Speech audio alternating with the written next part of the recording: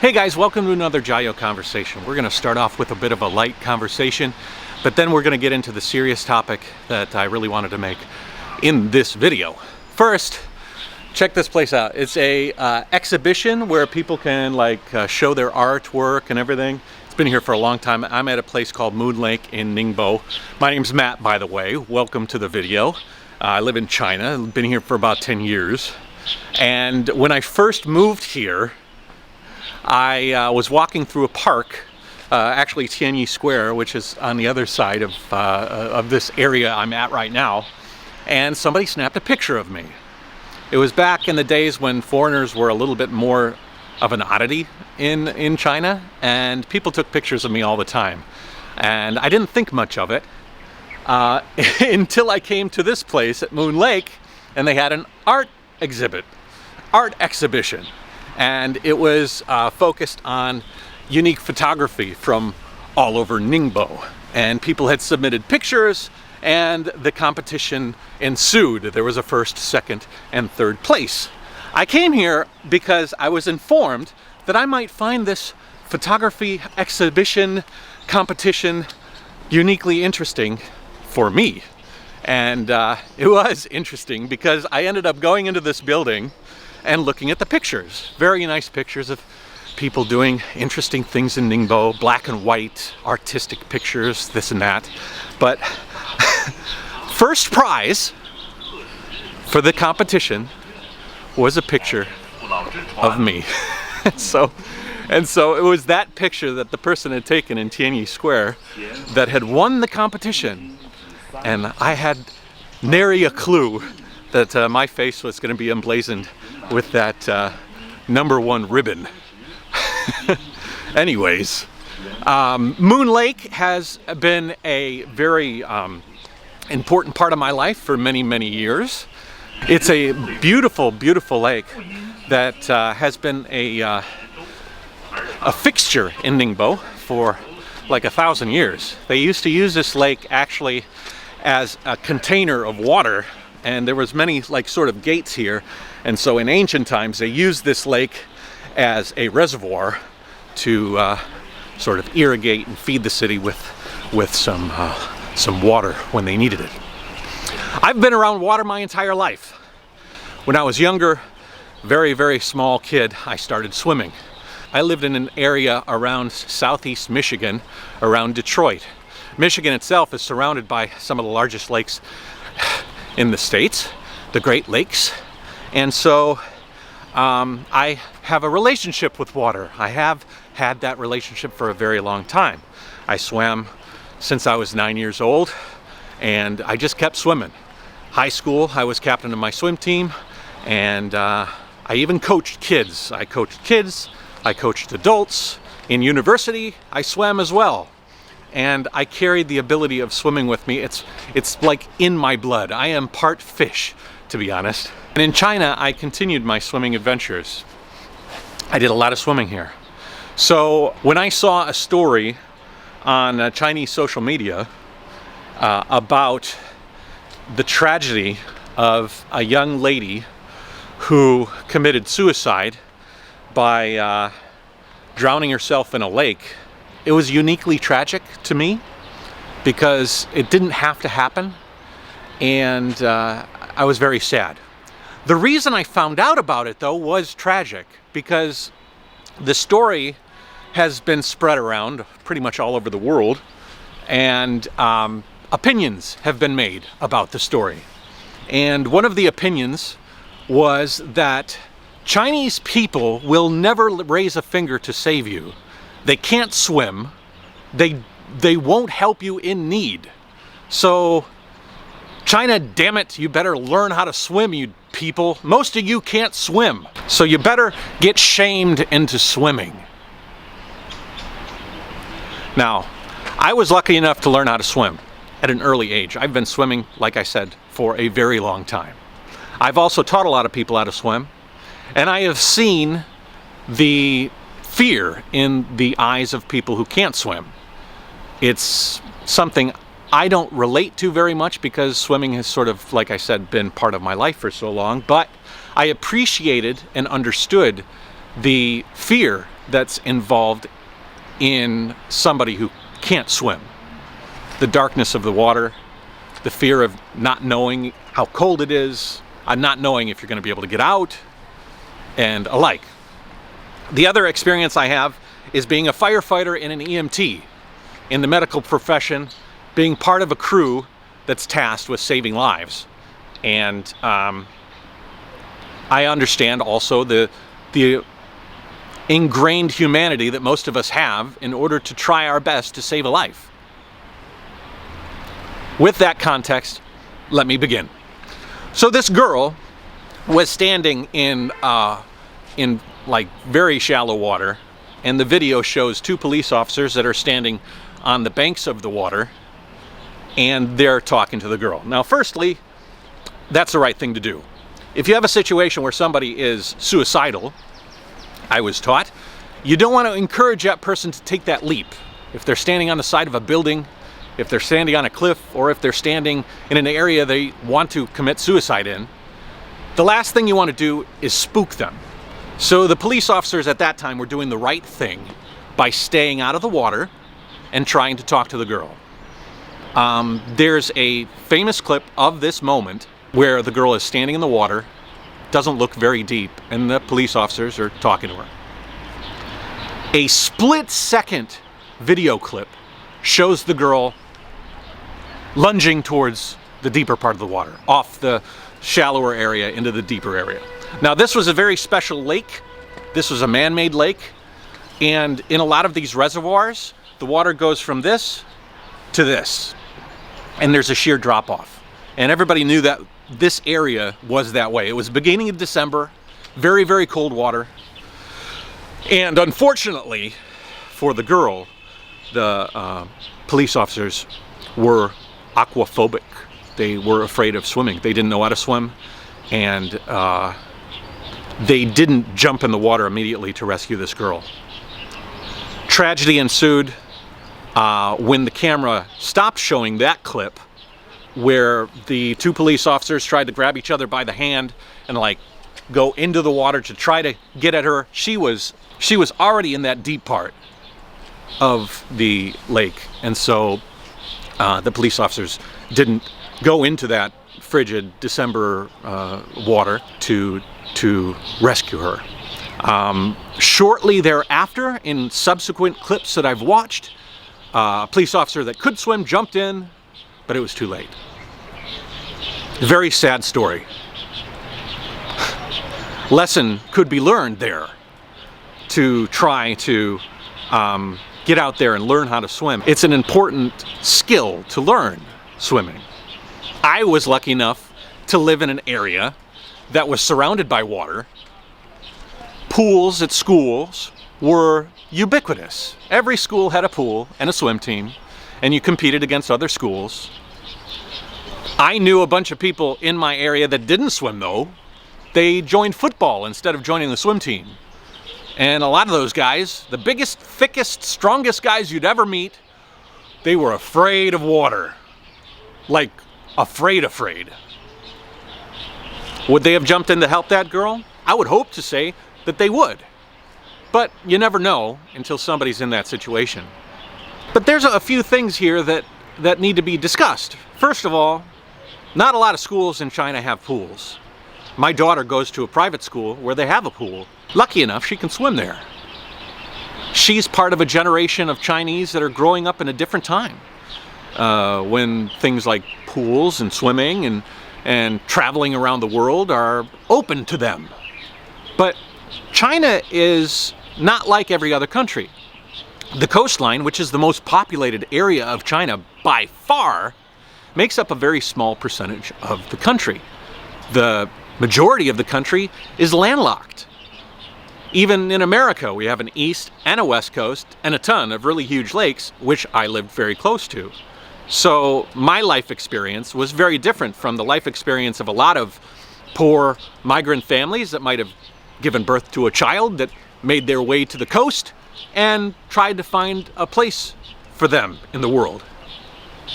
They didn't ever have the ability to learn how to swim, so to them, that's the scariest shit they've ever seen. I'm not trying to justify what these police officers did by not going in and rescuing that girl, but I'm also trying to say that I do understand the fear that comes into place when you're exposed to a situation like that. Now, certain folks in the YouTube community and people online chastised the police officers, some rightly so. Some of them defended the police officers. In some ways, I think you can defend it somewhat if there's a real fear of the water. Yeah. This guy's going around cleaning the lake. Hello. Tai Genjinla. Very clean. Hey. Yay. As a matter of fact, look on his back. He's got a floaty. He's got a floaty on his back. And so that will lead me actually into the next part of this video. So the argument was brought up. Chinese people don't know how to swim. Most of them don't know how to swim. And although there is some truth to the fact that there's a lot of Chinese people that don't know how to swim, there's some reasons for that. Like I said, geographically, if you lived inland, there was never really a need to learn how to swim. There was never an idea of even where to swim. And people didn't have the budget in life. They were focused on other things like farming and agriculture and raising a family. And swimming just wasn't part of the lifestyle of a lot of Chinese. The other argument is Chinese people wouldn't raise a finger to help somebody because it's in their blood not to. They're just self-centered pricks who, unless they're shamed into it, shame on you for not being able to swim, they won't learn how to swim. They won't learn these skills. The only way to do it is to punish them with, you know, insults and degrade them, chastise them. How dare you don't know how to swim? Bunch of losers. And the broad blanket statement was made that unless you do this, they will not change. China does not change unless there is insult, criticism, and degradation. You have to degrade them. You have to make them feel bad about themselves. Because Chinese people won't do anything good for each other otherwise.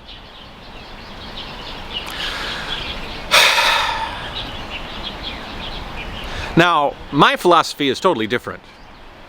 I have a kill 'em with kindness philosophy. I have a philosophy of if you can enforce good habits in people by leading by example, then good things will come. A good story will hopefully teach people that they can be good themselves. And a tragedy can be twisted and contorted into a lesson, for sure, but you can reinforce that lesson by saying, look at what other people are doing that's good. Let's follow the lead of those people. And online in China, for every one story of tragedy where two men didn't rescue this girl from the lake, there are hundreds of thousands of stories of people doing things out of the charity of their hearts to help other Chinese people. There's not a day goes by that a video isn't posted of somebody stopping in the road, getting out of their car and walking an old lady across the street. In tragedies like earthquakes and natural disasters, you will see Chinese people band together to help one another in ways that I won't even say are uniquely Chinese, because you know what? We all have an ingrained humanity to help one another. We all do. You see stories in America, you see stories in Europe, you see stories in China, you see stories everywhere of people helping one another. It's part of who we are.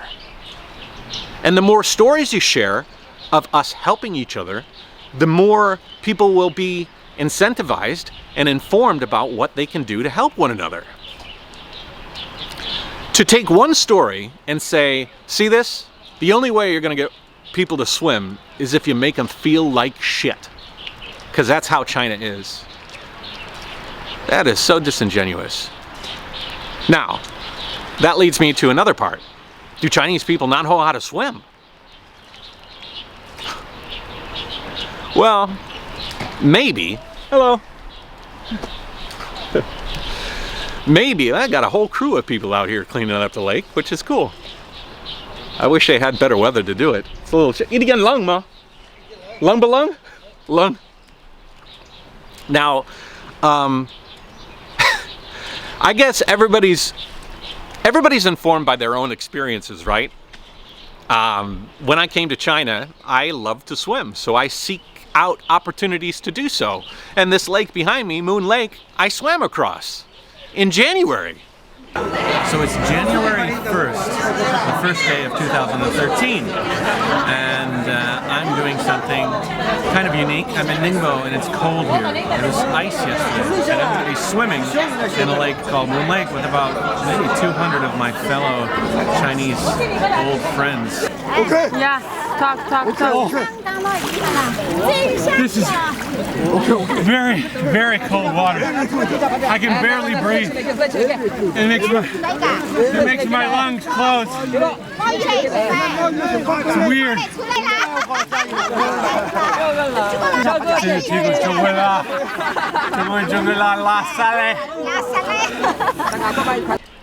Like winter swimming. And I had a good time. That's certainly not the only time I've swam across frigid lakes or water in general. I've done triathlons in Moganshan where I swam across a reservoir and then biked and ran. And even early on, I swam across a strait. It was like the Xiangshan Strait, 6.5 kilometers across. They were building a bridge, and a bunch of my swimming club buddies wanted to swim across this. So we all met up, 100 of us or more, and swam across the Xiangshan Strait. I was not even the best swimmer.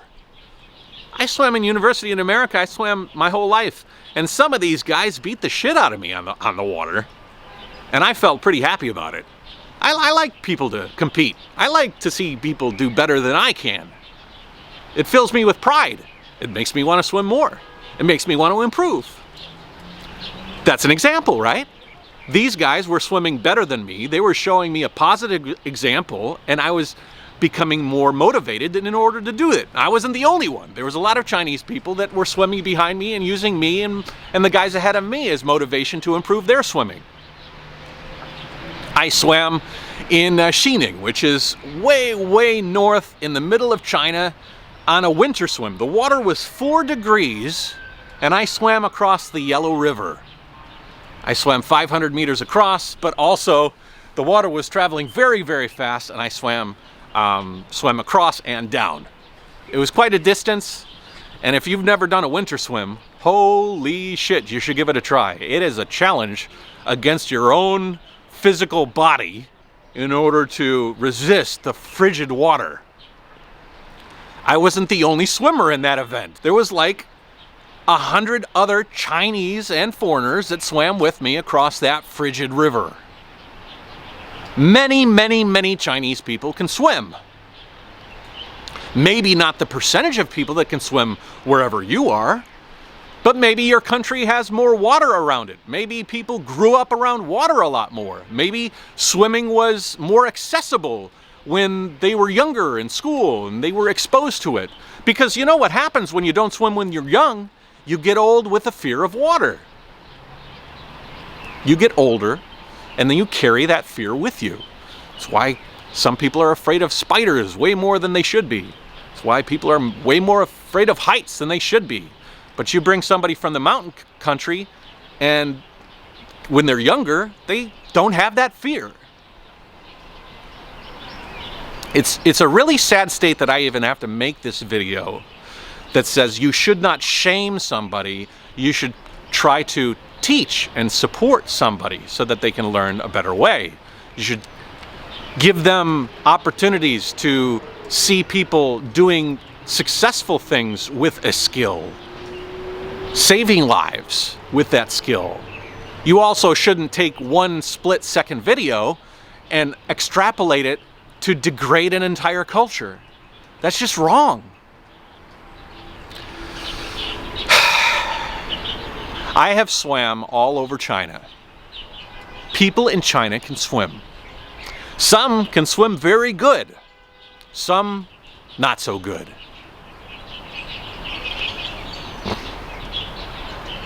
This idea of labeling and chastising and shaming, it just doesn't work as good as incentivizing, supporting, encouraging.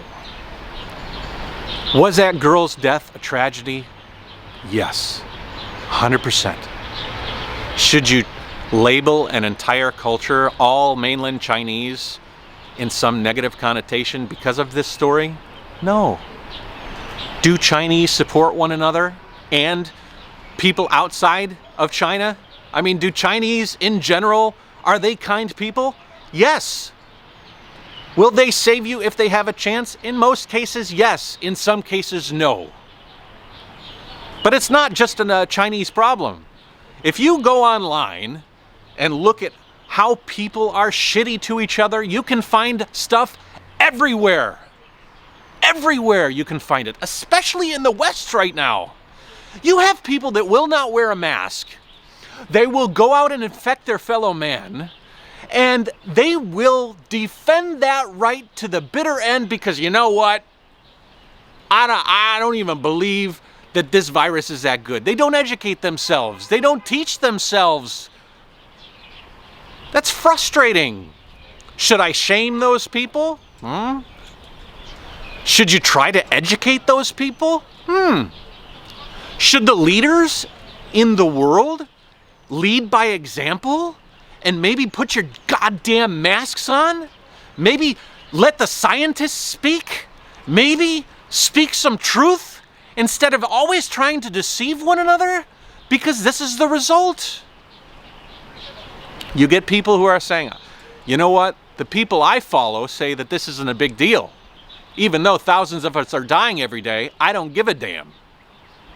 And really, I'm not trying to fault. You can find as many beautiful stories in America of people going out of their way and helping each other. I know that, 100%, because it's inside of all of us.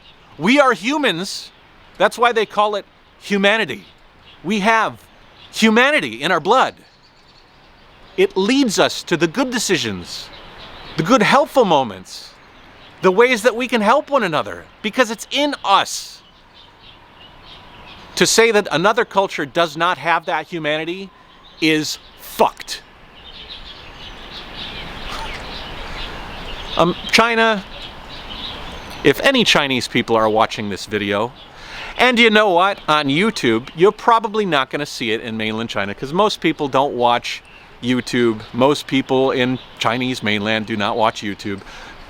Is it because they don't have access to a VPN? Possibly. But probably more or less, it's because there's not a lot of Chinese content on YouTube. And they have no incentive to go on YouTube and watch it. But this video, if it makes it to my Chinese platforms, which I hope it will, because I end up translating, I'm doing a lot on Chinese platforms. If you don't know how to swim, if your grandpa doesn't know how to swim, if your dad doesn't know how to swim, if your kids don't know how to swim, do your best to try to learn how to swim. Because maybe you can use it in a situation like that, where unfortunately she lost her life. If those two police officers could swim and felt confident in cold water, it's possible that they would have been able to get in that water and rescue that poor girl. Do I want to shame you into doing it? No. I want to encourage you to do that. Just like I'd encourage you to do anything that I thought might be positive. And I'm not the only one. Chinese people all over the world, all over China, can swim, and their swimming encourages other people to swim. And that's all I gotta say about that. I've really frustrated me when I saw these videos come out, and instead of saying something positive, it was twisted into such a angry, negative, disgusting connotation, disgusting, that I had to make this video. China's amazing. I like China. You guys know that. But and I don't want, I don't think that would help if you just shamed people it would not work the way that I think it was being spoken to be intended to work. Come on out to the Moon Lake and join a Windsor swim. There's swims all over China, in every lake, in every river. Even when I was visiting the Three Gorges Dam, I went to see the Three Gorges Dam. It was not a green screen, it was the real dam. Anyways, I was sitting by the Yangtze River, and the river was flowing like madness. And you know what I saw? I saw people swimming in the river downstream. One of the men came out and said hi to me as I was sitting by the riverbank. Yes, people in China can swim. More and more every day. You know what they call that? Progress. Keep swimming, China. More and more every day. JaYoe. Isn't this a beautiful lake? This is a beautiful lake. And it's being cleaned by a bunch of really interesting fellas. This video went pretty long. I apologize if it's too long, but I think that I really had some words to say. So take it easy, guys. If you want to follow me online, I have a Patreon where I talk about things in a audio podcast form. You can take a listen to that and join me on social media. If you're Chinese and you have access to Douyin and Bilibili and Toutiao, you can find me there on the channel JaYoe Mata. So check it out, and we will talk to you later. I wonder if the age of winning photo competitions as a foreigner without even realizing that you had your picture taken has passed. Maybe in Ningbo it's passed. Funny stories. Got a lot of funny stories in China, and I'd like to share them. That's why this conversation series I think is nice, because it gives me a chance to share some of those funny stories. Take it easy, guys. JaYoe. Have a good day, and kill them with kindness. Be incentivized to help your fellow man and do good. JaYoe.